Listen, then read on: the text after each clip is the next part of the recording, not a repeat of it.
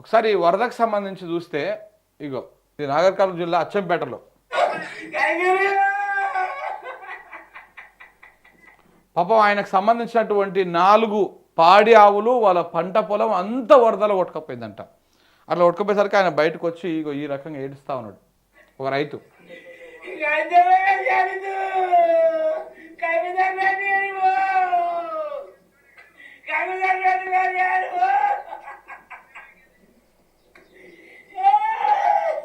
ఏముంది ఇప్పుడు 4 ఆవులు అంటే ఒక్కొక్క ఆవుకు 80,000, ఎడ్లకి 80 నుంచి అటు ఇటు ₹1,00,000 దాకా పడుతూ ఉన్నాయి. అవి ఒక 4 లక్షలు పోయినాయి పంట పొలము. అది కొట్టకపోతే ఆ పంట మీద 2-3 లక్షలు, 10 లక్షలు ఒక రైతు నష్టపోతే మళ్ళీ ఆ రైతు ఆ 10 లక్షలు రికవరీ కావాలంటే ఆయనకు ఎంత కష్టమవుతుంది? చాలా కష్టమవుతుంది. అసలు ఇంకా జీవితాంతము కష్టం చేసినా కానీ ఆ 10 లక్షలు జమకూర్చేటువంటి పరిస్థితులు ఉండవు.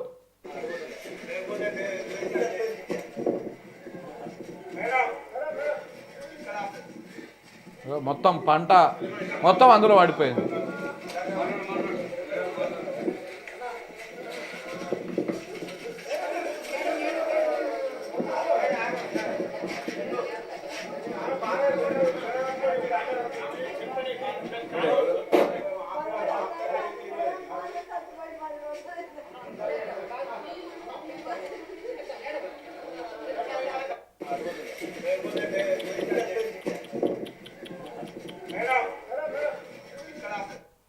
మొత్తం ఆ పంట మొత్తము ఈ వరద రావడంతో అంత పోయి ఆ మురికి కాలువలో పడ్డది.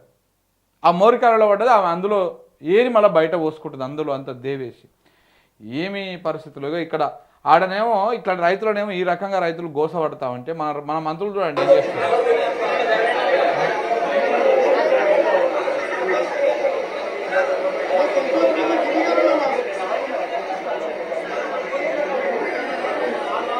చూసిర్రా, రైతులేమో ఆడ పంటలు కొట్టుకపోయి అలా ఎడ్లు కొట్టుకపోయి వాళ్ళ అంతా ఆగమైపోయి జీవితాలు అతలాకుతలం అయిపోయి అక్కడ రైతులు గోసపడతా ఉంటే మన మంత్రులు ఉత్తమ్ కుమార్ రెడ్డి గారు, పొన్నం ప్రభాకర్ గౌడ్ గారు ఏం చేస్తున్నారు తెలుసా? ఉత్తమ్ కుమార్ రెడ్డి ఏమో దోశపిండి ఓసి ఇట్లా వెళ్ళి అంటున్నాడు, మన పొన్నం ప్రభాకర్ ఏమో దాని మీద నూనె తల్లుతున్నాడు. ఈ ఎంత మంచి మంత్రుల్లో! ఇలాంటి మంత్రులను మనం ఏమన్నా చూసినామయ్యా? అస్సలు చూడలే. మీలాంటి వాళ్ళు ఇంకా 10 కాలాల పాటు ఈ రాష్ట్రాన్ని ఏళ్తే ఇక రైతు అంటోడు ఏడ కనపడాడు. మనము ఓహో తెలంగాణలో రైతులు ఉంటుండే అని అనుకోవాలి. అందరు రాస్తారు. మీకు ఓట్లు వేసేందుకు జనం వాళ్ళ చెప్పులు తీసుకొని వాళ్ళనే కొట్టుకోవాలనా? మీరు వస్తే మీకు సన్మానం ఏమైనా చేయాలనా? అసలు ఏం చేయాలి? ఎందుకు ఈ దౌర్భాగ్యం ఈ తెలంగాణకి? మీరు మంత్రులా లేకపోతే మీరు ఏంది అసలు? ఇది ఏంది? ఈ ప్రభుత్వం నడుస్తున్నట్ట నడుస్తలేనట్ట? ఆడ ఒకవైపు రైతులు గోసపడతా ఉంటే మొత్తం పండించిన పంట అంతా నీటిపాలవుతూ ఉంటే కనీసం స్పందించినటువంటి పాపాన పోవడం లేదు. ఇదేం దుర్మార్గం, ఇదేం ప్రభుత్వము, ఇదేం మంత్రుల వ్యవహారము? వీళ్ళేమో దోశలేస్తున్నాడు. ఈయన ఒక ఆయన దోశ పిండేసి దోశ వెళ్ళిపోయింటే ఇంకొక ఆయన దాని మీద నూనె పోసి మంచిగా 2 దిక్కులా కాల్చుకొని మంచిగా ఎన్నికల ప్రచార కార్యక్రమాలు జూబ్లీస్లో వీళ్ళు చేస్తున్నారు. రేవంత్ రెడ్డి గారేమో బొంబాయిలో పెళ్లి ఉందని చెప్పేసి బొంబాయి కోతున్నాడు ఆయన. ఇక్కడ రైతులు చావని, రైతులు ఏమన్నా కానీ ఎటన్నా పోని.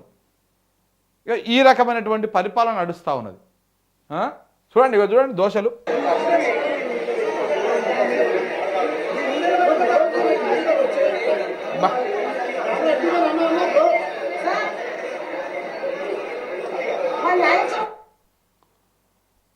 ఎంత బాగున్నారు. పెట్టుకోరు, హోటల్ పెట్టుకోరు. అదురు ఇద్దరు కలిసి ఉత్తమ్ కుమార్ రెడ్డి గారు, పొన్నం ప్రభాకర్ గౌడ్ గారు ఇద్దరు కలిసి హోటల్ పెట్టుకోరు. పొన్నమన్నతోనేమో దోశ లేపి ఉత్తమ్ కుమార్ రెడ్డి గారేమో కౌంటర్ మీద కూర్చుంటాడు. లేకపోతే ఈయనని కౌంటర్ మీద కూర్చోబెట్టి ఆయనతో దోశ లేపిరి. బాగా వస్తుంది గిరాకీ.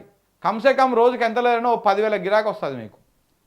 ఇద్దరు మంత్రులు దోశల దుకాణం పెట్టుకుంటే ఎట్లా ఉంటుందో ఒకసారి ఇమాజిన్ చేసుకోండి. ఇక సేమ్ అదే నడుస్తుంది.